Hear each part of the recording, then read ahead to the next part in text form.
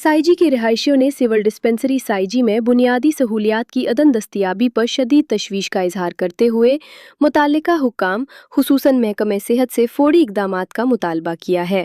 मकामी अफराद के मुताबिक डिस्पेंसरी में डॉक्टर अपनी खिदमात सरंजाम दे रहे हैं और नई इमारत भी फ़ाल है, ताहम बिजली, पानी और दीगर बुनियादी सहूलियात की अदम फराहमी के बायस मरीजों और तिब्बी अमले को शदीद मुश्किलात का सामना है। इलाका मकीनों का कहना है कि शदीद गर्मी के बावजूद डिस्पेंसरी में सोलर सिस्टम या बिजली का कोई मुतबादिल इंतज़ाम मौजूद नहीं, जिसके बाइस पंखे और दीगर बरकी आलात बंद पड़े हैं। इसके अलावा खिड़कियों पर पर्दों की अदम मौजूदगी से धूप बराह रास्त कमरों और वार्ड्स में दाखिल होती है, जिससे मरीजों की मुश्किलात में मजीद इजाफा हो रहा है। शहरियों ने मजीद बताया कि बाथरूम का निज़ाम भी नाकारा हो चुका है, जबकि पानी की फराहमी का कोई मौसर इंतज़ाम मौजूद नहीं। उनका कहना है कि अस्पताल के सामने से तकरीबन 800 फीट के फासले पर पानी की पाइपलाइन गुजर रही है।